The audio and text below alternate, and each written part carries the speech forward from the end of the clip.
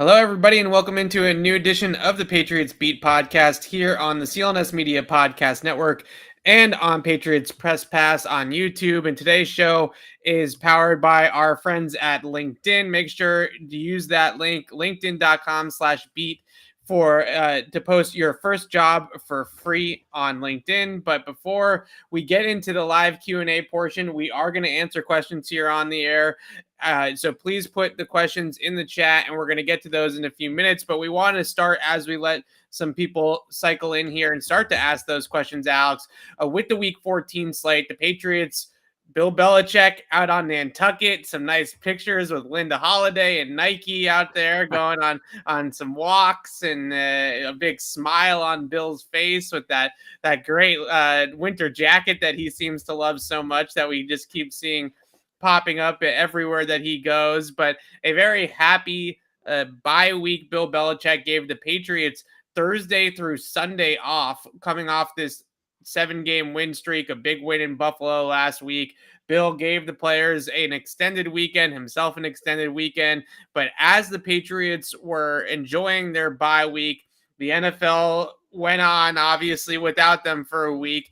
And there were a lot of things happening here from a Patriots perspective. I didn't get to watch Bucks Bills in its totality yet this last night, but obviously a game that I left for a family dinner, and the Bills were getting blown out, and then I looked down on my phone and it's in overtime. So something crazy happened. Alex, fill us in on exactly what happened with that game, and I'll fill in with some of the things I was able to watch. Yeah, I think so. I thought going into that game it was going to be the opposite. I thought the Bills, coming off, historically bad loss, there was the question asked after the game, was this embarrassing? They took it personally. I was like, all right, this team's going to come out, shot out of a cannon.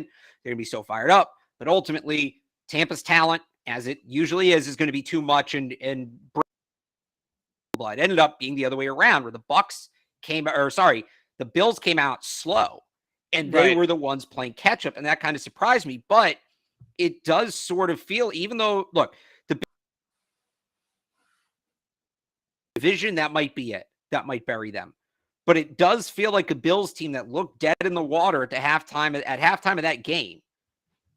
They might have their mojo back. And again, I don't necessarily know what that means at this point in the year, where they're 2 games back. They've already lost one to the Patriots. Like, they still might be locked into a wild card, but that's a team that was on their last breath, and they somehow pulled themselves back from the abyss. We'll see what happens next week against the Carolina team. They should beat handily. But, as we look ahead, and we all thought, 2 weeks from now, all right, party at Foxborough, Bills come in, they're a broken team, Patriots clinched the division. We'll see what happens with Josh Allen, right? He came out in a walking boot, but the Bills seem to be back up. And the Bills might be the most inconsistent team in football, and that's not great. But I do think when that Bills team is up, they're a force. So I if you're a Patriots fan, even though the Bucs won and you get that breathing room, I hate moral victories. I especially hate moral victories in December, but that really felt like something clicked for the Bills. Despite, by the way, Sean McDermott's best efforts. That whole game at the end was an exercise in who can make the worst coaching decision, right? A bunch of nonsense from McDermott. Again, just didn't have his team ready. Whatever the weird thing they were doing with only running Josh Allen, to sort of do what Belichick did the week before, but like change it a little bit. And then Bruce Arians going 4 verts with 3 minutes to go in a 3-point lead. Bruce Arians calling that timeout at the end of the game, where you saw Tom Brady mouth on the sideline. What happened? Once again, the Tampa Bay Buccaneers won in despite of Bruce Arians, not because of him. And I'm starting to wonder more and more, especially if the Bucs lose this year. Like, I think past 45, contract runs until he's 45. I don't think he's coming back here, obviously, but I'm starting to wonder if there's going to be a third team on Tom Brady's resume, or at least a third coach, because I could see him going LeBron and telling Bruce Arians, because it's kind of getting ridiculous at this point. Okay, so Bruce Arians and the Bucs win a Super Bowl last year in Brady's first year, and you think that he is going to out Bruce Arians? He had a 2-minute drill with Tom Brady as his quarterback in the Super Bowl and wanted halftime. Let's not forget that. I don't think Brady's forgotten that. Yeah. Like, I know Evan, let's be honest. Why did they win that Super Bowl? If you're going to rank the reasons they won that Super Bowl, where exactly is Bruce Arians on that list? I don't know that he's top 20. Okay. Well, let's not get too crazy. Number 1 is Tom Brady, obviously. Number 2 is of course, is probably Todd Bowles, right? I put Todd Bowles ahead of him. Yeah, but I'd also put like Mike Evans, like Chris Godwin. Right. We might find out that Byron Leftwich is ahead of Bruce Arians at some point here. Wouldn't surprise me, honestly. Yeah, would not surprise me. Okay, but I want to get back to some of the things with Buffalo though, because I thought 2 things that you said. One I want to get really into, and one I thought was interesting. First and foremost, the Bills coming back in that game showed me a little something too. Right. The Bills could have very easily. They came off the Monday night loss to the Patriots where they were upset in their own building we know the story of that game, right? We don't have to go over it again. Then they get down big to Tampa Bay at halftime. They're down 24-3 to Tampa Bay, and it could have been over, right? They could have rolled over, season almost over at that point, right? You lose to Tampa Bay 31-3 after losing to the Patriots at home the week before. That feels like a team that's dead in the water, right? They didn't do that. They pulled themselves up. They got the game to overtime. I thought that was extremely impressive for the fact that they were able to hold Tom Brady until that Rashad Perriman touchdown in OT. The Bucs offense only had 3 points in the second half of that game, and they were able to figure some things out on their offense with Buffalo. So, yeah, impressed by Buffalo to come back in that game and rally back in that game. I thought that was super impressive. With that being said, I think the biggest thing that really stood out to me from that game from projecting forward is that the Bills cannot run Josh Allen 12 times a game. He's already in a walking boot, right? I mean, he already got hurt from it in this Bucs game. It doesn't sound like it was anything serious, and the walking boot was more a precaution. But if that's not a message to the Bills and to Brian Daboll and Sean McDermott that they cannot run this quarterback 10 plus times and expect that Josh Allen is going to carry their rushing attack every single week, then I don't know what is. You don't want to see your quarterback in a walking boot after the game. I don't care if whether or not it was real or not. I don't care if the injury is that serious or not. That's a bad news, and we'll see. We'll see how it affects him, right? Because this is not to say that this is going to completely spiral for Buffalo, but this is how it started with Patrick Mahomes' foot injury last year, right? It wasn't a big deal. Oh, he's going to manage it. And all of a sudden he's having offseason surgery on the foot. So there is a lot to look at with that Bills game plan and the way that they were able to awaken their offense and get some things going on the ground. A lot of Bills fans and Bills media that I've paid attention to over the last couple of weeks has been clamoring for Buffalo to involve Josh Allen in the run game, to use him like he's prime Cam Newton, right? And because they had such a issue running the football just traditionally, just by turning it over to the back and running the football down people's throats, because they couldn't do that, they have been begging Brian Daboll to use Josh Allen as a run threat from out of the backfield. That is a slippery slope, and Josh Allen has such a great arm and is such a great passer when he's on his game that he's not Cam Newton. He's not Lamar Jackson. He's not somebody that is dependent on his legs, right? He's not somebody that needs to be that kind of quarterback in order to be at his best and to thrive. So I think that's a very slippery slope for the Buffalo Bills and not a sustainable way of offense for the Bills moving forward. Now, can they get defenses to clue in or key in on Josh Allen as a run threat and have that open up running lanes for the backs, right? I mean, read option type of plays where everybody's crashing down to the quarterback.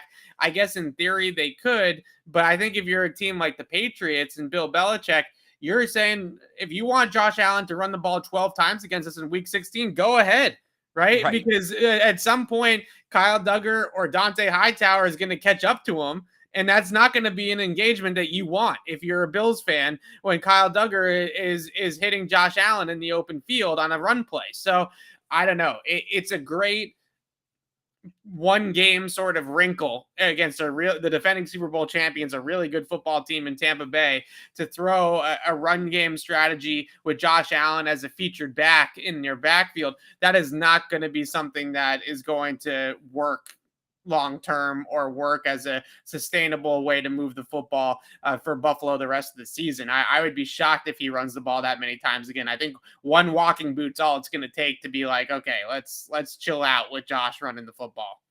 Yeah, and I think I said it last week when we were talking about it. Why didn't they run Josh Allen down there when they got in the red zone? And it's, you don't want to run the quarterback too much, risk him getting hurt. There's certain games where there's certain moments where you take that risk. And clearly the Bills thought that Tampa game was that moment where we'll risk our quarterback getting hurt in this game, because if we lose, the season's over. And look, I don't disagree with that assessment. I think that's a game where you put the quarterback on the line. And I had no problem with them running Josh Allen as much as they did last night. But how was the end of that Patriots game not as, if not more dire? Like, right. I look back at that and say, if we're going to second guess the Bills, all right, so you'll run him this much against the Bucs, fine. Where was that against the Patriots? Was this an overcorrection?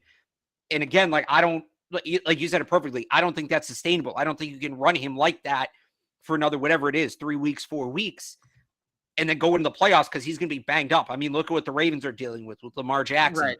Look at what the Browns are dealing with Baker Mayfield. These quarterbacks that can hit a ton. You get to the Cardinals are another one, Kyler Murray. And granted, Josh Allen's bigger than those three guys. He can absorb hits better, which makes him a much more, you talk about Cam Newton. That's where he leans a little more Cam Newton, maybe Ben Roethlisberger. Right. But you really don't want your quarterback getting hit that much. There's times where it's going to have to happen, and they did it. One hit, right? Because it feels like he's indestructible because he's so big, right? And so I would with Cam. It felt like he was Superman, right? That nobody he would run the ball 100 times a year and never get hurt. Well, I'm not saying that's gonna be what the Bills are gonna do with Josh Allen. He's gonna run the ball 85 times a year, but all it takes is one hit, one shoulder, one ankle, right? You never know, and I don't know that like I said, that walking boot in the post-game press conference, if I was a Bills fan, if I was Brian Dable, that would be it for me. I would say, all right, well, that's it. Well, I'd push back a little bit on what you said. Like, obviously there can be one hit, but I think you also have to consider even not the majorly impactful hits, but you get hit 12, 13, 14 times a game. That it adds up. Like with Cam Newton, I did this at the end of the 2019 season. I haven't updated it for the last 2 years, but if times hit, so that's sacks, quarterback hits, and carries where the ball carrier didn't go out of bounds, right? So essentially times he was tackled. Cam Newton had been hit 800 times. It's something around 800 times. The exact numbers are on my Twitter. Right. Around 800 times since he came in the league. The next closest was Russell Wilson at 500. Yeah. You can't tell me, and this is nothing against Cam Newton. Again, it's the way he played. But you can't tell me that, you get hit 300 more times, almost twice as much as the next closest quarterback.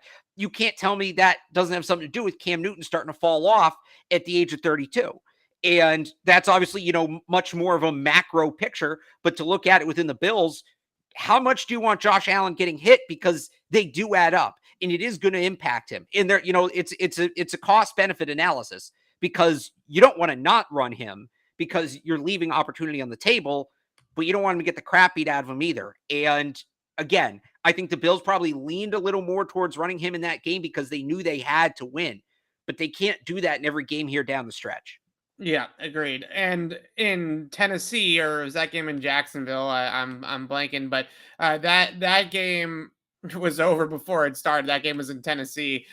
Trevor Lawrence, and look, I think that this is not a Trevor versus Mac take, right? Because if you redrafted it today, all 32 GMs, I think Bill Belichick included, still take Trevor Lawrence over Mac Jones. I think those people, those anonymous league executives that are saying Mac would go number one overall, I don't buy it. I still think Trevor goes number one overall regardless. But at the same time, a testament to the infrastructure, to the coaching, to the foundation, to the leadership in the locker room from the Patriots veteran standpoint of making it a much more cushiony, breezy experience for Mac Jones.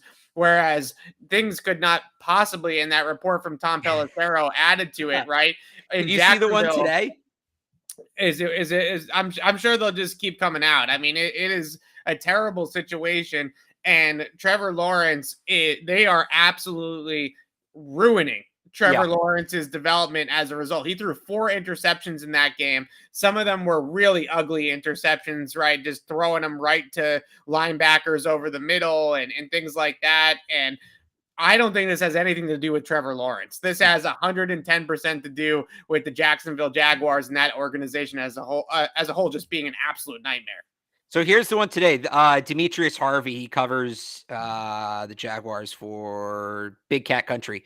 Quote, Jaguars head coach Urban Meyer was asked about Andre Cisco playing more again. He said, Cisco's playing a little bit more, I believe. I don't have the numbers in front of me. You want to guess how many defensive snaps Andre Cisco played on Sunday? Oh, boy. 0. You want to guess? 0. That's right. Yeah. Yeah, he's probably – and by the way, he forced a fumble on the opening kickoff. Yeah. And then they didn't put him in on – like, I don't know what Urban Meyer is watching on Sundays. It's clearly not the Jaguars games. We saw the video. He's interested in the wrong blondes. Okay. He's interested in the wrong 20-something-year-old blondes. I just – was that too far? I thought of that one earlier. It's an embarrassment. Yeah. It's an embarrassment. I feel bad for Trevor Lawrence because I feel really bad. I feel bad for Lawrence. I think a really good comparison from a skill set standpoint for Trevor Lawrence is Andrew Luck. I think they are very, very similar quarterbacks. It's the same way. It's to a degree. Like Indianapolis at least gave him a foundation to win 11 games 3 years in a row, right? I mean, they were in the playoffs and they were able to at least coach it and build it around him. This is just like a complete and utter failure. It's again, right. I think, and look, I don't just feel bad for Lawrence. I feel bad for James Robinson. I feel bad for Josh Allen. I feel like that Josh Allen. They got a lot of talented players on that team, like young, talented players. And Urban Meyer just seems completely and I'm not even going to put it on the assistants. Yeah. I'm not, because, you see the report from Pelissero. He's making people pull out their resumes in meetings. Yeah. On one hand, this is exactly how we knew this was going to go. Urban Meyer was kind of a trash person at Ohio State. He was at Florida. I don't know why that was going to change why anybody thought that was going to change in the NFL, but the Jaguars don't fire coaches. They generally let them get about 4 years. So this may be it for Trevor Lawrence. And it goes, luckily, we're not going to have to do the quarterback draft discussion for the Patriots' sake again, really for a long time, it seems like. But when we do, I mean, it really applies to any player, but I think especially with quarterbacks, me and you are going to be on here in March and April. We're going to be talking about, do we like this player or this player? Is this player of more upside than this player? The floor of this player versus the floor of that player. Like, it's so dependent on where they go, like nature versus nurture, right? And we forgot that. And myself included, I think we really put that aside in the spring. And I want to make sure when we come back and we do the draft talk again, and I know it because it turns into cop-outs. It's, well, which player do you like better? And you say, depends where they land. But I want to make sure when it comes to talking about draft prospects, because Trevor Lawrence is a much better player than the player we have seen for the Jacksonville Jaguars so far this season. This is a pure and utter failure on the part of Urban Meyer. It starts and stops with him. Any other dysfunction within the organization is a product of him not knowing what he's doing running an NFL ball club. Yeah, absolutely. And we got to shout out our sponsors at LinkedIn. Then we'll wrap up Urban Meyer week 14 slate here and get into some of the questions. But first of all, LinkedIn, these days, it can be hard to find and hire the right candidates for your small business. That's why LinkedIn Jobs made it easier to find the people you want to talk to faster and for free. Create a free job post in minutes on LinkedIn Jobs to reach your network and beyond to the world's largest professional network of over 770 million people. Focus on candidates with just the right skills and experience and use screening questions to get your role in front of only the most qualified. Then use the simple tools on LinkedIn Jobs to quickly filter and prioritize who you'd like to interview and hire. It's why small businesses rate LinkedIn Jobs #1 in delivering quality hires versus leading competitors. LinkedIn Jobs helps you find the candidates you want to talk to faster. Did you know every week nearly 40 million job seekers visit LinkedIn? Post your job for free at linkedin.com/beat. That's linkedin.com/beat to post your job for free. Terms and conditions apply. 2 last games here I want to hit on, Alex. You had a perfect setup there. Because I'm just going to teach you for a moment here. It's a bye week. We can get into this stuff, self-scouting. You had the perfect setup going into that LinkedIn Urban Meyer read. thing. You're right. Yes, you had that right there. The Jaguars are going to use the LinkedIn job /beat. They're going to use that URL, and they're going to post their head coaching job in a couple of hours here once Urban Meyer is fired. You're right. There you go. See, you gotta find like creative ways to get in and out of it. Because the trick is, if you just say, all right, we got to do our ad read, people are like, all right, I'm going to go take a leak because they know that an ad's coming. You got to just seamlessly get into it without them even realizing you started the ad read. That's the whole LinkedIn will appreciate that. So Josh Allen just came out now. Bills coach Sean McDermott said that Josh Allen sprained his foot and is officially day-to-day. So sprained So speaking of sprains, Lamar Jackson sprain a bone. You can sprain a foot apparently, according to Sean McDermott. Speaking of sprains, it also sounds like Lamar Jackson has an ankle sprain, so maybe that's more what McDermott is being a little bit more vague than what John Harbaugh was earlier today. Jackson obviously left the game against the Cleveland Browns. The Browns end up beating Tyler Huntley and the Baltimore Ravens in that game. It was close there at the end. Baltimore recovers an onside kick and nearly gets into field goal range for Justin Tucker. I thought 4th and 6, Alex, at the end of that game versus Justin Tucker from 68 yards. What you got? I think the wind was. I think they were going into the wind, which was a factor in terms of trying to attempt a long field goal. I think Tucker might have been good from 68. Well, you claim Justin Tucker is the greatest kicker of all time, so I'm sure you would have taken him. Definitely the greatest regular season kicker of all time. I don't know. Adam Vinatieri in his prime, I think I kicked that field goal. I don't like. Here's the thing: if Lamar's in the game, I think it's a no-brainer. You go for it. I think without Lamar, it's. I don't know that it's the perfect comparison, but sometimes when it comes down to it, and I think there's probably some analytics, but this is just me using common sense. Who do you want to have the ball in their hands, or I guess on their foot? Like who? Is it? All right, I can put the ball in Lamar Jackson's hands, or just would I rather the game be up to Justin Tucker, be up to Tyler Huntley? Nothing again.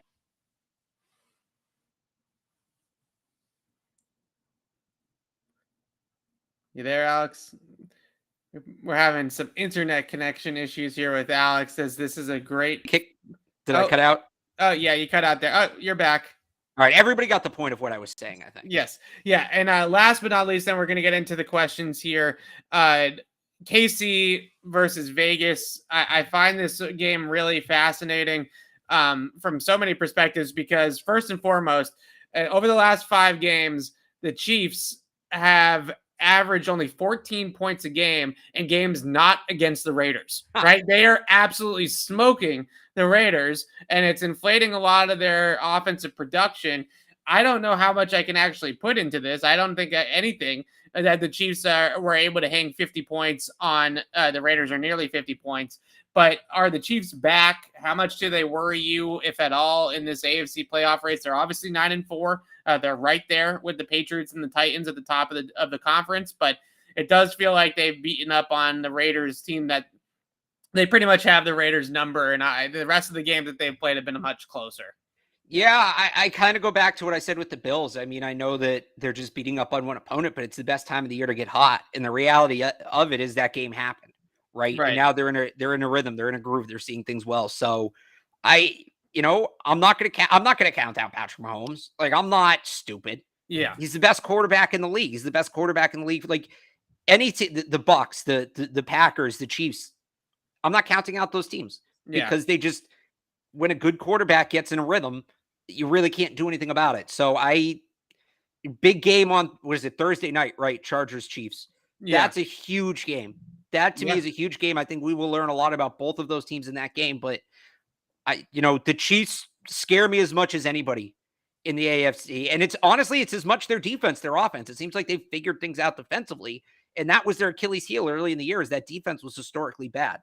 So yeah, I'm not writing the Chiefs off at all. The only team I'm writing out at the top, at the top there are the Baltimore Ravens, because the injuries are piling up. Now Lamar Jackson's hurt, and we've seen them kind of be inconsistent. To me, it's, and I know one of these teams lost yesterday, but to me, it's, I think the Chiefs, in terms of like right there with the Patriots at the top of the AFC. I think it's the Chiefs. I think it's the Chargers, and honestly, the Bengals. They're young, so they're a little inconsistent, but when that team gets on its groove, man, they've got some players. So that to me is, I feel like I'm missing somebody, but that to me is the top tier in the AFC.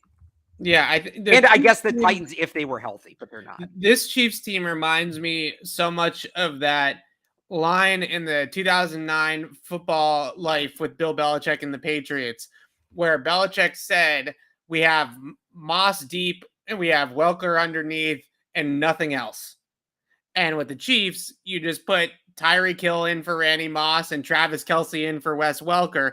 And it feels the same way, right? If you force Patrick Mahomes, and it's easier said than done. There's no doubt about that. It's easier said than done. But the Patriots, I feel like, are a team that do have the connectivity on defense to execute a game plan where they have a safety over the top of Hill and they're doubling Kelce, right? I think that they have the execution and the personnel to go ahead and execute a plan like that. If you can get Patrick Mahomes to beat you throwing to McCole Hardman and Brian Pringle and the backside of the backfield and some of these other weapons that he has outside of Hill and Kelce, and he successfully does that, and if Clyde Edwards-Helaire runs the football against you and they beat you without their fastball, right? They beat you playing left-handed, then you tip your cap and you say, you're a great team. You guys deserved it, right? Because to me, I still think this Chiefs offense is game planable. I still think that there is a game plan that other teams this year have used against them. The two high shells, things like that can be effective. Force them to try to run the ball, force them to dink and dunk down the field.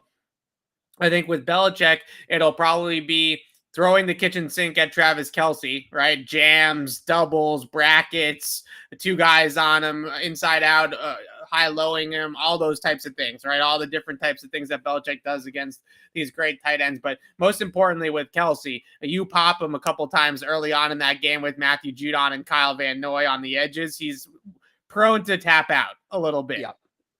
Then you keep the safety over the top of a Tyreek Hill. You take away the big plays. Like I said, if he beats you throwing to Brian Pringle, then he beats you throwing to Brian Pringle on Jalen Mills. Like, what are you going to do? Right. So I think that that's a team that I still look at and say, okay, yeah, they're the Chiefs. They're Patrick Mahomes, Tyreek Hill, Travis Kelce. The defense is playing a lot better football. That's a scary team for anybody to play against. But I do think that their offense, there is a way to scheme and plan for that offense. So I think that's going to be very interesting to see if that matchup comes about later on in this season. Okay, finally, Q&A time. We wanted to recap Week 14. Let's segue into these questions now. If you have questions for Alex and I, drop them in the chat. Now's your chance right now. Fire away, and we will answer as many as we can over the next 30-plus minutes or so. So I wanted to start with this question here, and I got to go back and find it as people are busy in the chat today, Alex. A lot of chatting going on. It was about Miles Bryant, though, and his role on this team moving forward. I think Miles Bryant has played very, very well. I do think that there are some limitations to his game in man coverage, but as a whole, he's a very solid player for the Patriots.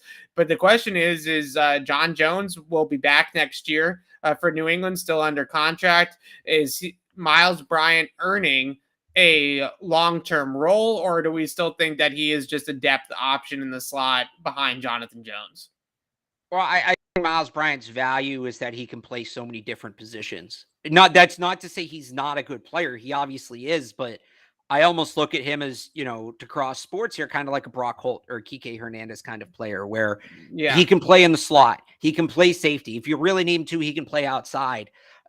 I think just having that guy to give you all around depth on your secondary, like that in enough, is worth keeping him around. And whether or not he develops into a starting caliber slot corner, a starting caliber deep safety, remains to be seen. He's a very young player. It's only his second year in the league, but I think at the very least, the fact that he can give you serviceable snaps at 3 or 4 different positions, he's a guy that you're going to keep a part of the team, and a guy who should be a part of the team. So that, that's kind of my take on him, is at the very least, he's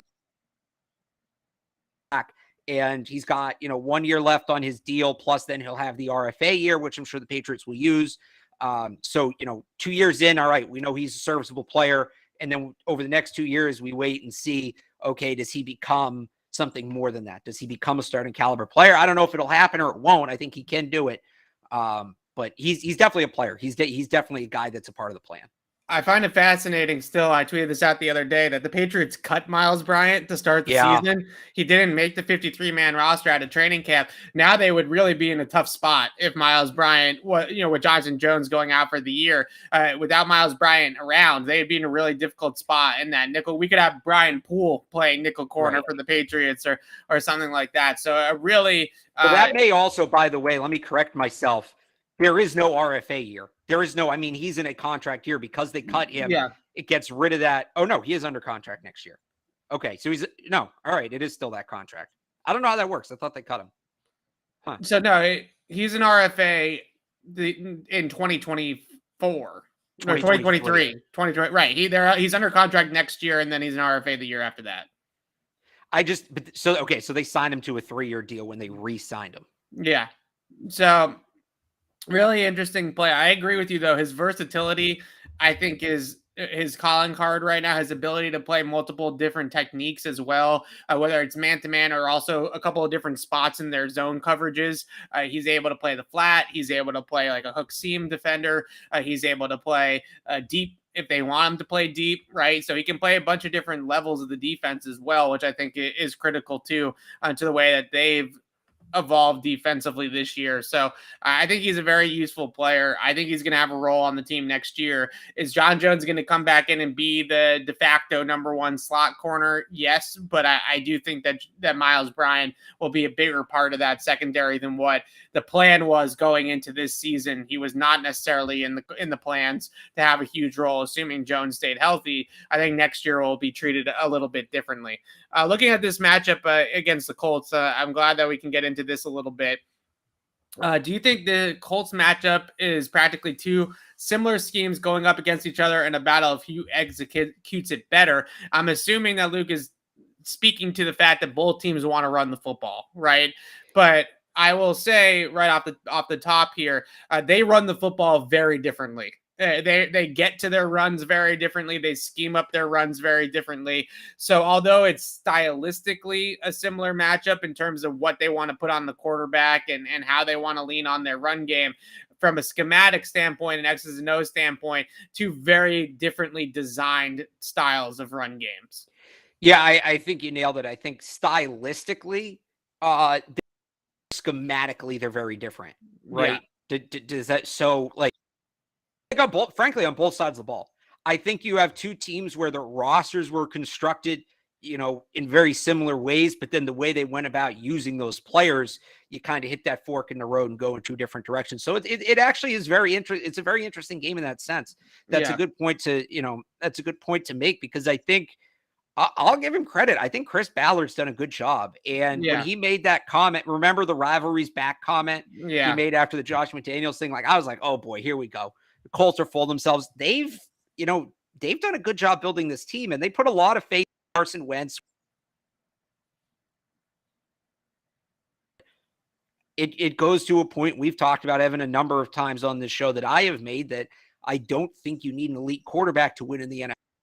Everything else right. And they've built up this strong offensive line, which was, the Colts' weakness for years. Was that they didn't have an offensive line. They built up an offensive line. I think they hit a home run with Jonathan Taylor. I can't remember who the other backs were in that draft. I remember there were like 4 top backs in that draft, and Taylor was the guy, and other teams missed it, and they nailed it. They've made some good moves on defense. I thought trading for DeForest Buckner, that was a good move. I really like Darius Leonard as a player. I do. They've done a really good job of building a roster that wins in a very particular way, similar to how the Patriots have done it. And then when you get to the coaching level, they've approached it completely differently, and they've still found success with it. So there's a lot of interesting layers to this matchup from a roster construction and an X's and O's point of view, where it's, the same but also different. Yeah, it's interesting from a schematic game plan perspective for me is what does Bill Belichick decide in this game that he truly wants to take away? Because I think on paper, the obvious answer is to take away the run game and take away Jonathan Taylor. But the Bucs did that last week in the first half against Indianapolis there in week 13 before the buys. They did that against Indianapolis. They took away the run game in the first half playing base defense. But at the end of the first half, Indianapolis started to run empty formations. They started to run 5 wide. They spread out the base defense, and they were picking on matchups in the middle of the field with the linebackers and the safeties, and they really threw the Bucs out of their base defense and forced Tampa Bay to put their nickel package on the field. Once they got into nickel, it was Jonathan Taylor down your throats, right? So that's the difficult part about this Colts offense from a game plan matchup standpoint to me for the Patriots is the in-game chess match between Frank Reich and Bill Belichick. Reich, I saw last week, I think the biggest thing that you look at a team like Buffalo, you look at a team like Kansas City, the reason why those teams I think are good matchups for the Patriots are because they can only win one way, right? They can only win a game if it's a pass-heavy game for both teams. It's our pass offense against your pass defense. Well, Indianapolis can win games in a multitude of ways offensively. They can beat you in several different ways. And although Carson Wentz is not Patrick Mahomes, he is a quarterback that is playing pretty good football right now in that system within the confines of Frank Reich's scheme. So I look at this and I'm fascinated to see because I guarantee you if the Patriots put base defense out there to load up against Jonathan Taylor, they are going to check out of the run plays. They're going to get into some pass plays, play action, empty stuff, and they are going to throw the football on the Patriots base defense. They have that fortitude, that ability to adapt, right, to what the defense is trying to take away, and they can attack you that way. So this is a really difficult matchup for New England's defense because the Patriots are a defense that wants to dictate the terms based off the personnel, and they want to make you play left-handed. So I don't know if the Colts truly have a left hand in this game if the Patriots do put base defense out there to stop the run game. So which way do they go? Do they go with one of those game plans where, yeah, we might give up 6 yards of carry to Jonathan Taylor, but they're only going to score 13 points because they're not throwing the ball against us? Or do they go with one of those plans where they really want to force the weight of the world on Carson Wentz's shoulders? I don't know what the best point of attack is. It's kind of a tricky game plan in my mind for the Pats. And I also can't help it but think of Super Bowl 52 and go back to the last time they played. I think they might have played the Colts with Frank Reich in 19 or 18. In 18. They did in 18. Yeah.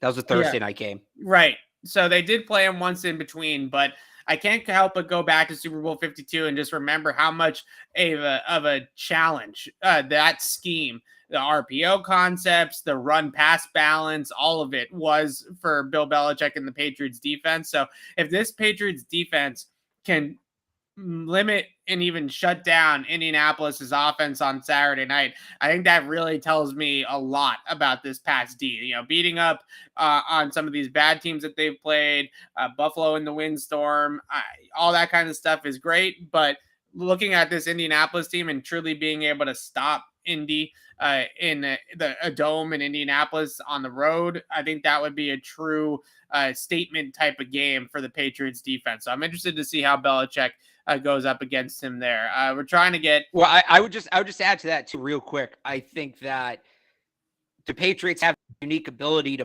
play in nickel and still, assuming Kyle Duggar's back, assuming Adrian Phillips is healthy, like you're in nickel, you have coverage players.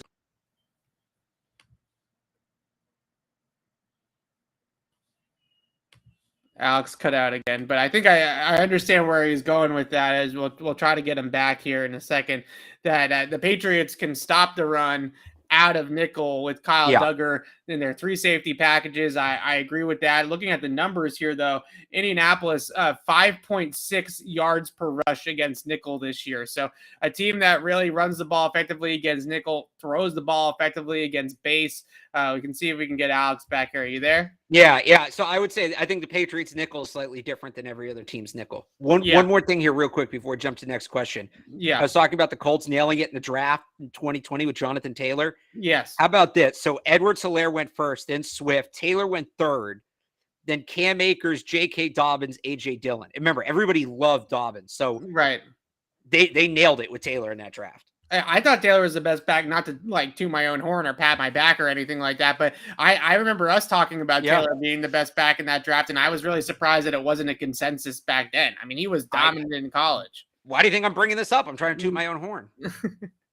All right, let's answer this question here about JC Jackson. I think this might be, when I do my mailbags every single week, this might be the number one question that people ask me is what the Patriots are going to do with JC Jackson. And I pulled the numbers here today, and I really find it quite eye-popping how much better JC Jackson has gotten this season in this number one cornerback role without Stephon Gilmore anymore than what he was last year. So last year, and on plays without Stephon Gilmore, J.C. Jackson was giving up 9.9 yards per target, almost 10 yards per target when Gilmore was not in the lineup.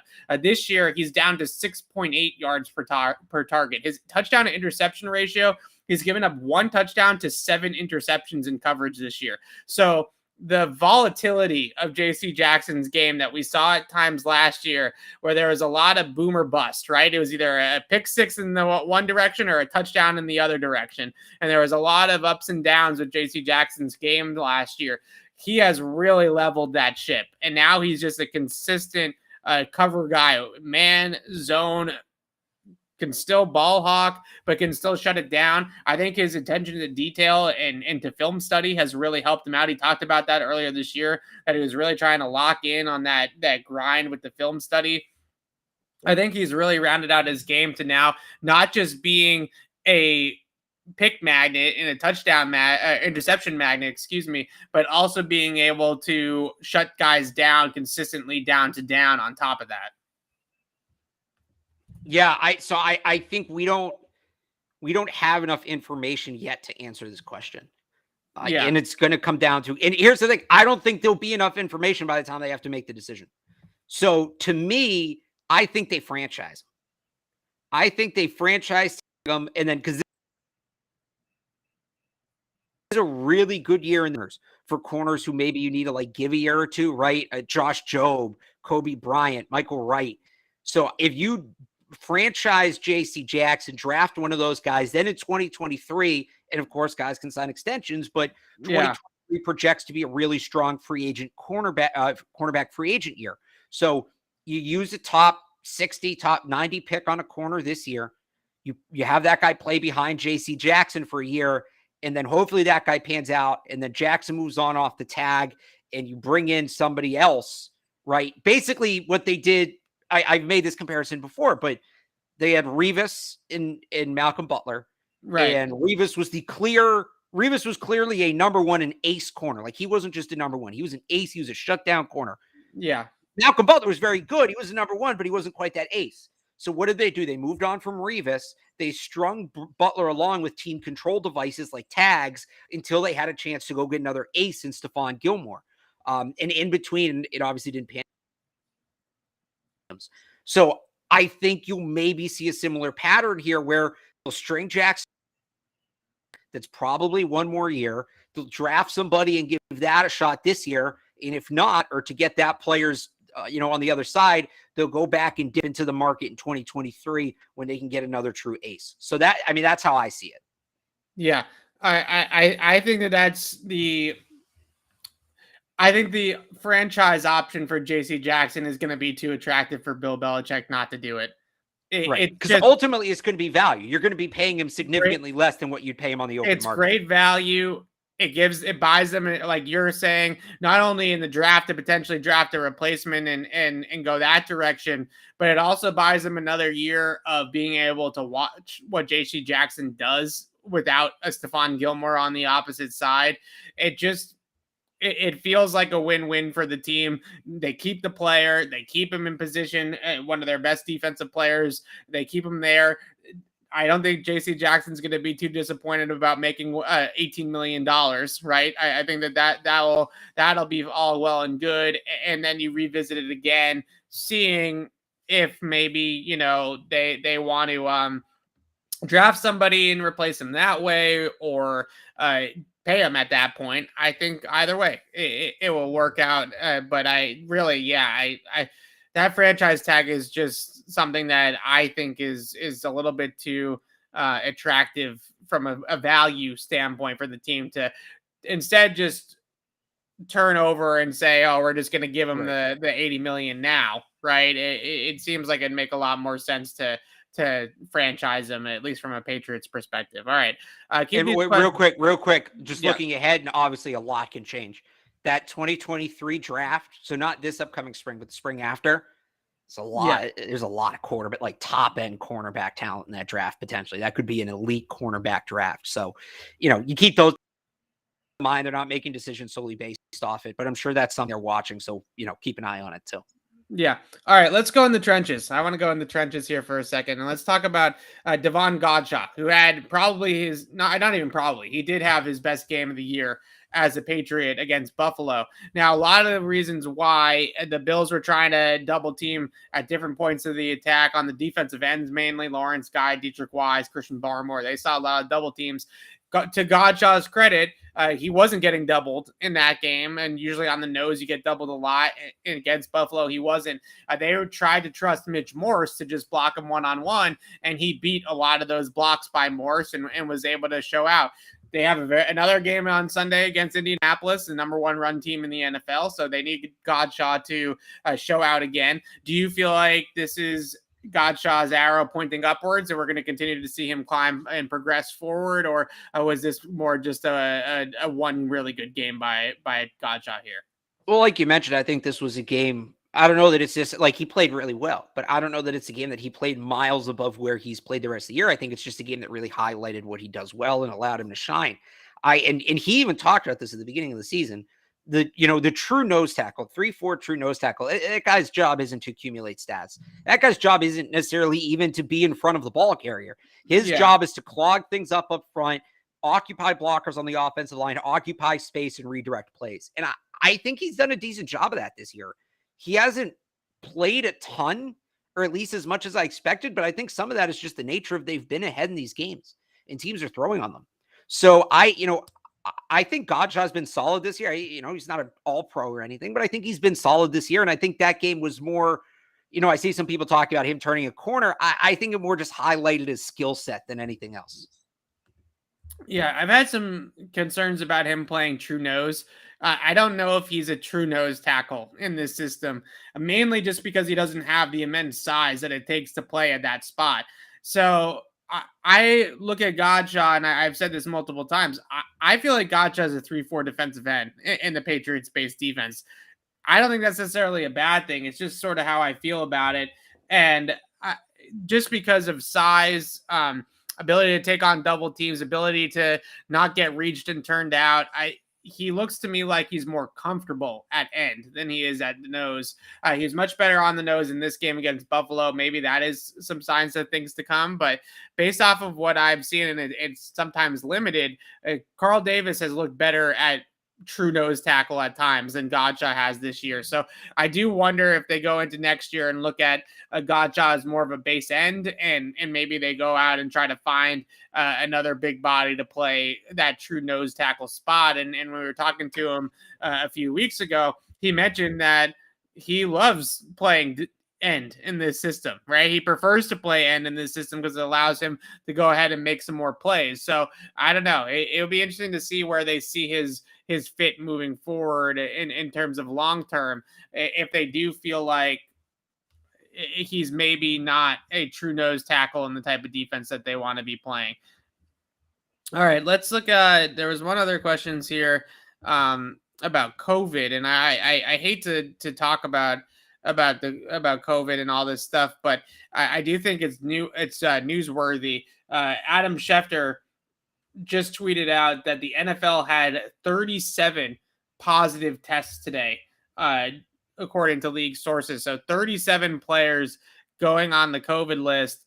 Look, I'm not trying to get into all the vaccine talk. Hopefully we get Alex back here. You there? Yeah. So is it 37 players or 37 positive tests? Said 37 total positive COVID. So that can also be coaches, and I don't think that's just. We didn't see 37 players go on COVID reserve today. Like, we would have noticed that. I think that's coaches and yeah. Okay, so maybe it's league wide, but this is definitely still a lot. It's a lot, and this has popped up a lot more recently in some of these breakthrough cases and things like that. You don't want to see the season turn, right? You don't want to see this head towards something similar to last year. So it's going to be interesting to see what ends up happening with all these positive tests. Yeah, it's unfortunate, right?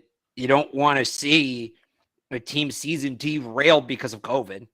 I mean, it's just, regardless of who it is, regardless of who you root for, like, you don't want to see a promising team have to bow out because of something out of their control. So we'll see what happens. But I think, the league implemented some tougher policies a couple weeks ago. It was like before Thanksgiving, and maybe we'll see teams start to do the same, especially if you're a team in contention right now. Like, you can't, and it's a big thing for locker room accountability too.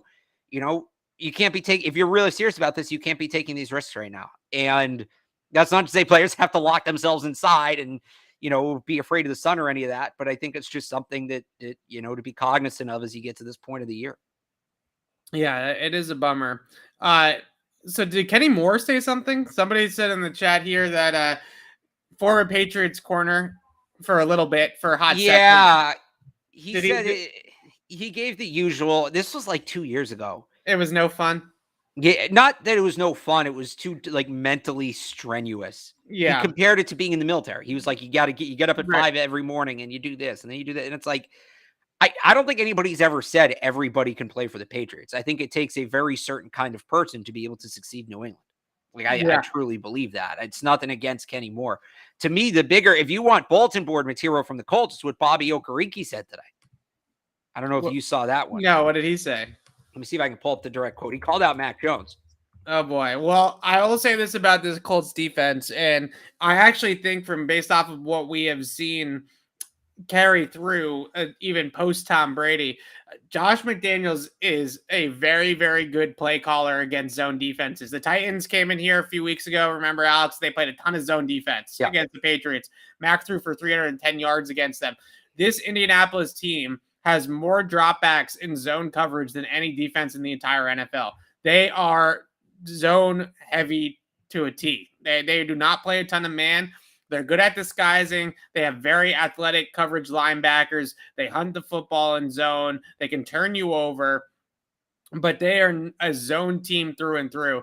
I actually think, as badly as I think the Patriots match up against the Colts offense in a lot of ways, I actually think the Patriots offense looks very, very good on paper against this Colts defense. The Colts defense is a fast, athletic, explosive unit, turnover machine. They play a ton of zone, like I just mentioned, but I think feeds into the Patriots' strengths and Mac's strengths of the passer.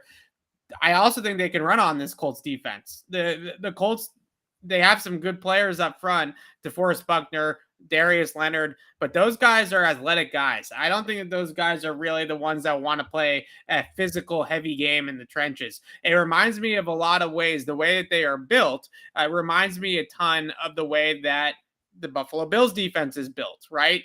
Tremaine Edmonds, Darius Leonard, Ed Oliver, DeForest Buckner, right? Very similar types of players there. I think that the Patriots offense is going to be able to move the ball against this Colts defense. And I don't know, it's not going to be because of bulletin board material, but I just think that schematically they match up pretty well.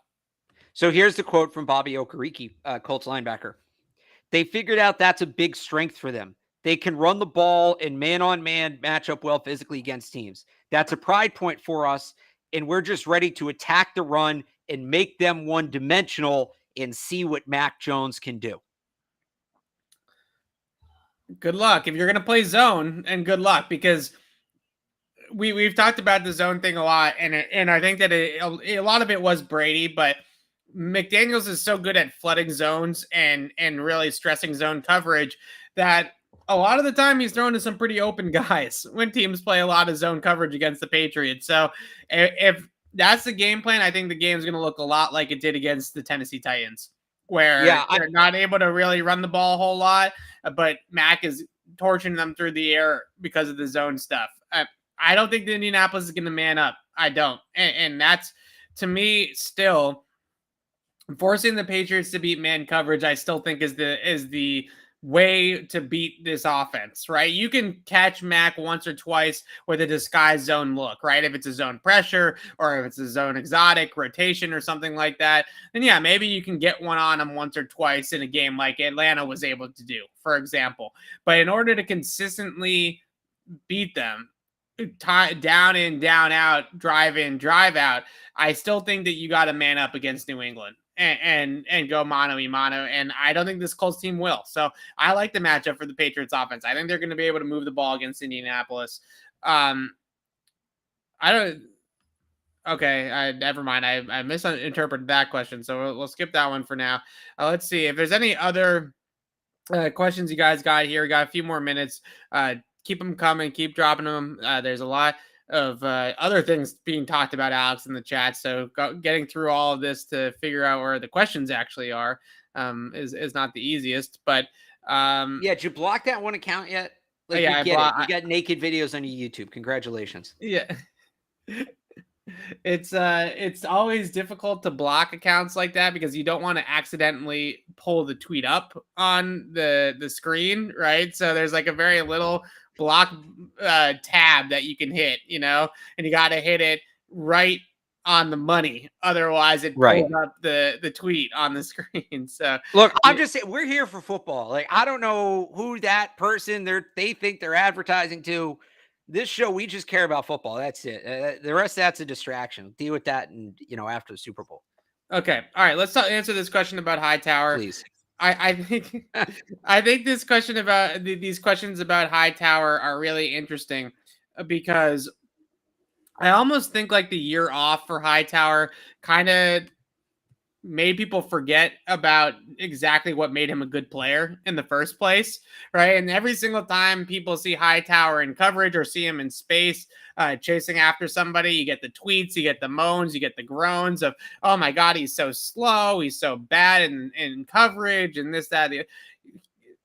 Dante Hightower is a borderline Hall of Fame player. It's not because of anything he's ever done in coverage, right? I mean, he's a physical downhill thumping style linebacker. He's actually very good at play action recognition. But other than that, if you get him into zone drop or if you get him into man coverage, he's always been vulnerable in pass coverage. So to me, this is more of people losing sight of what exactly has made Hightower great here in New England and forgetting that every player has got things that they're not as good at. Now, nobody's the perfect player, unless maybe you're talking at that position like Bobby Wagner, who can pretty much do everything. But there's very few guys that are perfect players, all around perfect players. And Hightower does have some athletic deficiency in space, but he's always made up for it in different ways. I think the other part of this is just he didn't play football for a year. And it's a process of getting back into it. Like we saw with Rob Gronkowski last year coming off his retirement. I know that's a comparison a lot of people have made. I'm sure this isn't to say Dante Hightower didn't put the work in. I'm sure he did last year when he was out. He put in the work in camp, all of that. But, there's only so much you can do. You can't simulate live action NFL football. You just have to experience that. And Brandon Bolden said there was a little bit of an adjustment for him about a month. And whether or not he'd admit it, I'm sure it was the same thing for Dante Hightower. Other players have said it. So I think he's just, back in the groove of things, back in the swing of things physically. And we know what kind of player he is mentally and what he brings as a leader. So yeah, I think he's just comfortable. He looks more comfortable now than he did earlier in the season, and comfort on the football field can go a long way. Yeah, I agree. All right, two last questions here. I'll start with this one, and then I'm gonna some low hanging fruit here for you, Alex, in a second. But let's start with this question here. Do we think that the Patriots are gonna install something or have something up their sleeves coming out of this bye week for the stretch run that they might use that they haven't shown already? I'm not going to say RPOs because they're just not going to do it. So I'm not going to mention it as much as I wish that they would. You need to ask Bill about it. Because remember when you asked him about Jonnu Smith not getting the ball, and then they gave the ball to Jonnu Smith on 6 straight plays? Yeah. I mean, I asked McDaniels about it, and he gave me some boring answer about how they don't major in it, but it's in their bag. And I'm like, it's not in your bag enough when Mac Jones shredded the FBS on RPOs his last year at Alabama. Maybe we're not going to do it. They're not going to do it, so we're not going to do it. But is there something else in their bag that you might think, just in general, do you think something is coming, or you might think of have an idea of what might be coming? Yeah, I mean, they generally run a trick play coming out of the bye, so I think we'll see something goofy this week. I think they have a lot of setup plays, a lot of the motion they've been doing in some of these end arounds to Kendrick Bourne, right, that were running the last couple of weeks. They ran one to Nelson Aguilar last week against the Bills. It does look like they are setting something up. I don't know that would necessarily be installed during the bye week, right? To set it up, you already have to know what it is, but they go deep in the bag. Maybe not deep enough for the RPOs, but everything else. Oh, Wouldn't be surprised. I'm looking forward to it. Yeah, I do wonder if there's a Jonnu Smith iteration of the playbook that is not quite. That's the big one. Dusted off yet, especially in the red zone. I'm not as concerned about Jonnu Smith catching the ball they're moving the ball between the 20s. Like, that's not the concern here, right? I mean, they're getting the ball into scoring territory. They're number one in the league in scoring efficiency on per drive basis. So they are moving the ball plenty between the 20s. The problem is they got to get more touchdowns in the red zone. I wrote about that last week. I know a lot of people have talked about this. Ranking 26th in the red zone in terms of touchdown efficiency and kicking as many field goals as the Patriots are kicking, that's eventually, it feels like it might get them beat in the playoffs, right? It feels like an offense that makes you score in the 30s, that makes you put up points. Eventually kicking all those field goals is going to come back to bite you. So hopefully there's a Jonnu Smith, N'Keal Harry, Nelson, I don't know, someone else in that group, right? Because I think right now in the red area, every team knows that they're trying to get the ball to Hunter Henry. And he's been kind of game planned for in that area of the field. So you have to have one other answer up your sleeve. They know about the power run game. They know about Hunter Henry. Everybody's game plan against those two things in the red zone. So somebody else needs to emerge. Kendrick Bourne might be that guy. He had the big touchdown in the red zone against Tennessee, right? The poster eyes of Kevin Byard. Maybe he's a guy that can evolve into that sort of role in the red area, but I'm interested to see if they can get Johnny more involved. All right, here's the low-hanging fruit for you, Alex. Here's the question that you have been waiting to answer. Is it the stadium one? Because, let's talk about the draft a little bit. It's the bye week. No. It's about the draft, and here is the question that you have been waiting to answer all season long. Who is the next Alabama player that Bill Belichick is going to draft? Alex, you have the stage. Well, so I'm on record. I really like Henry To'oTo'o, the middle linebacker, and I think they will like him a lot too. Now, will they have a chance to draft him? He's a guy who's probably going to move up during the combine process. I think he ends up being a middle second round pick. So unless they reach on him in the first round, I don't know. Guys I would really like to see them take a shot at Shahlil Billingsley. To me, he's like a 6'3", 220-pound Tyreek Hill. It's not quite as fast, but it's that same idea where he can kind of move him all over the formation. I don't think they'll take him. The guy I look at, and I realistically think, okay, where will they be picking? What do they need? What kind of players do they like? If it's not To'oTo'o, I think Josh Jobe, the corner, is a guy that they might really be interested in. Again, they need a corner. He's a true outside cornerback. There's a couple guys in their secondary I like. I hadn't honestly focused a ton on Jordan Battle. I thought he played really well in the SEC championship game against Georgia, the safety. So really anybody in that secondary or Henry To'oTo'o. I'm gonna go with those guys. I'm making sure I'm not missing anybody here. What's 18? The guy I text you about every week. 18. Yeah. He plays quarterback. He plays receiver. He plays safety. He covers kicks. He returns kicks. He's a 2-year captain. He's a 5-year player. Why can't I think of his name? Hang on. You're killing me. I want to talk about a few guys first before when you're finding that name. I have it. Hang on. I have it right here. Yeah. Slade Bolden. Slade. Oh my God. No. I don't know how I forgot about Slade Bolden. Slade Bolden Alex has been telling me about Slade Bolden. It seems like Slade Bolden's been at Alabama for He's 8 been there years. for 5 years. He's been there maybe 6 actually. He's been there for 100 years. This guy is the pesky little slot receiver that the Patriots have. Okay, but he also plays safety. Yes. And quarterback. Yeah. So I know in the chat, I know on Twitter, I know everybody under the sun wants the Patriots to draft John Mechie, right? Everybody does. Now, my question is, because I don't hate it, if John Mechie's ACL kicks him out of the first, down into the second round, right? Because if the Patriots get good info from Nick Saban that Mechie's knee is going to be fine, and that he's just, going to go through the normal ACL recovery and he's going to be back on the field, maybe not even next year, but maybe it ends up being in 2023. I don't hate at all with their situation, with how many veterans they already have on the roster. I don't mind at all them redshirting John Mechie and then getting a first-round talent in 2023 that they got in the second or third round in 2022. Kind of like a Cameron McGurn situation. So I was going to say, I think the interesting thing about it is, would the Patriots do something like this? Let's look at the historical context. Yeah. Yes, they very much would. And I think what helps them is this is a really, really, really good receiver class. Another one. Shocker, right? Garrett Wilson. If the Patriots could have any player in the draft, they're not going to have a chance to draft him, but if they could have any player in the draft, it might be Garrett Wilson, Olave, Treylon Burks, Drake London, Jamison Williams, Jahan Dotson, George Pickens, Wan'Dale Robinson. I'm reading off the list, but I don't want to miss anybody. The point is, there is teams aren't just going to pass on John Mechie. He's incredibly talented, but I think that there's enough talent in this class that the third round is the sweet spot. I don't think Bill uses a top 60 pick, especially when corner and tackle are both immediate needs. I don't think Bill uses a top 60 pick on a player who's not going to play. But if John Mechie's there in the third round, especially if they can move up and maybe grab a comp pick from somebody in the third round, like, you're in the sweet spot there. So if you want John Mechie to the Patriots, I don't think it's unrealistic, but the Zay Flowers of the world, the Justin Rosses, you got to be rooting for those guys to kill it at the combine, kill it at the pro day, because the reality is you're looking for those guys to drop off, and because Mechie can't raise his stock right now, he can only lower it. You need those guys to lower Mechie's stock. And in the third round, I think we can talk about it.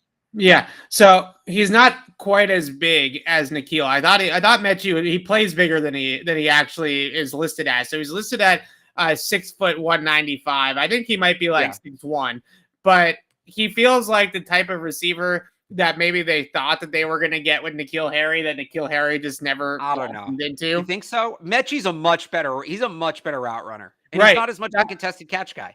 I just feel like he's the bigger receiver that can move around the formation, that can block a little bit. I don't know if he's necessarily a contested catch guy, but I have been impressed by the opportunities that I've seen him have in those types of situations. But he can run routes, right? I feel like I thought he was bigger than he actually is. So maybe that's part of it here. Yeah, he's not nearly big enough for that comparison. Yeah. So maybe I'm a little bit off on the size comparison, but I don't know. What he makes up for it in route running feels like a nice transition, right? You know what I mean? Like, if you want the guy who's like a better N'Keal Harry in this draft, it's Treylon Burks from Arkansas, who I like. I don't think they'll get a chance to get Treylon Burks. Like, if you want to talk about Patriots first round receivers, I think you're looking at Treylon Burks, and I think you're looking at Drake London, maybe Jahan Dotson. Like, he's a late first, early second guy. If they really make a run in the playoffs, or if Dotson really kills it, Dotson I like. Dotson, I think, would be a good fit for them because he's a good route runner. He's a good hands catcher. He's a downfield threat. I think he's a guy who could maybe play the role they have. I'm not saying he's a better player than Nelson Aguilar, but I wonder if in a year or two, he could play the role Nelson Aguilar is playing a little better than Aguilar is playing it right now. So, if they're going to go in the first round, that's the guy I'm looking at is Jahan Dotson. And I love Drake London. You can't not love Drake London. But I think Drake London will be off the board before they pick. Yeah, so the other Alabama receiver, Williams, guy, he's good. He's going top 10. And he covers punts. He covered. He was their primary. Top 10. So he not only was he their leading receiver this year, Jamison Williams. Not only was he Alabama's leading receiver, and keep in mind, this is one of the best passing offense in college football. He's out there covering punts on every single kick. Yeah, no, you don't tell me Bill like Belichick that. doesn't want that guy. Too bad. He's going. Yeah, top, he's going top. You're right. I think you don't run like that and last class. long, right? Like you just don't. You look at Jalen Waddle. You look at John Ross, even, right? I mean, you run like that, and he's got size too. James Williams is a big dude. Yeah, he's not just he's big. So I don't know. He's going top 10. All right. That's been your college football hour with Alex Barth. We'll be back on the show on Thursday to preview Patriots. We're not even gonna do the stadium upgrades. Oh, you want to go ahead? Give me your 1 minute take on the stadium upgrade. It pushes off them having to build a new stadium for a little bit. I don't think the wind advantage is gone. I think it's lessened, but if you look, there's still there's opportunity for some weird wind tunnels there to that end. It'll be interesting, but it's going to look cool. And, I like that they're accentuating the lighthouse, I guess. I don't know. It's cool. I've mixed opinions on it. We can't call it the open end of the stadium anymore. I guess we call it the new end of the stadium. We need new terminology. That's the tough part. Is it's so easy the geography was so easy to understand. Open end, closed end. Well, I think new end works, right? The new end of the stadium. Sure. It's gonna be kind of cool. There's an observation deck up there though. That'll be neat. I thought that was your bedroom. Well, it was. Now they're kicking me out. It's Matt Dollif's running joke is that I live in the lighthouse and I zip line down to the practice fields. I think you might. I think he's onto something. But yeah, I don't hate it. I think it's nice. Look, I think the stadium needed something that had a little bit more, pizzazz, right? Like a little bit more aesthetically pleasing. Right now, the lighthouse is cool. I always liked the lighthouse. I keeping the lighthouse, but it does feel outside of the lighthouse like a pretty generic, built in the early 2000s NFL football stadium, right? It's just not, there's not much character to it outside of the lighthouse. So I do like the fact that they are adding a little bit more spice and they're not building a new stadium, knocking this one down and building a monstrosity like we're seeing, in some other places quite yet. I don't want one of those. Look, I was down, we went to Atlanta for the Super Bowl in 2018. I was down there for Pat's Falcons. I couldn't find anywhere. I didn't know where to go. Like the place is just, it is so giant. It's its own city. It's just so big. And I just don't think that is like, I just don't have any interest in a stadium like that. I just don't. And I'm not even talking about the dome aspect of it. No dome. This is not Buffalo. Side. They should not build the dome here. Yeah. It just way too many, way too big, everything. I hated everything about it. All right. Thursday show, Patriots Colts preview. I'm really excited to break this one down. So we'll be back on Thursday afternoon around 4:00, around the same time as usual. And we'll definitely tease it out on Twitter and all the social medias and stuff like that. So you guys know when and where to find us on Thursday, Pat's Colts preview. Then we'll get it same schedule as usual next week on the Tuesday, Friday. Look ahead on Friday, Tuesday recap show. And we'll get into some more things next week as well. But thanks so much for doing the Q&A. We're going to do it again sometime soon. We enjoy doing them. So we'll try to do a few more of them before the regular season is over. And final month here, Alex, home stretch, at least for the regular season. Hopefully we have more than a month left. Yeah, it's going to be fun. So, look, the Patriots, I don't want to count the chickens or whatever, but there's a very, very good chance that we're going to have more than a month left. So you're going to keep it right here. Patriots Press Pass, Patriots Beat Podcast. And we are going to cover the Patriots all the way through the end of their season. Hopefully it ends in Los Angeles, sunny Los Angeles this year for the Super Bowl. But we'll be right here with you the whole rest of the way on Pat's Beat. So thanks so much for watching, guys. And once again, we'll see you Thursday night for the preview show of Colts Patriots on Saturday night. Thanks again, and we'll see you then.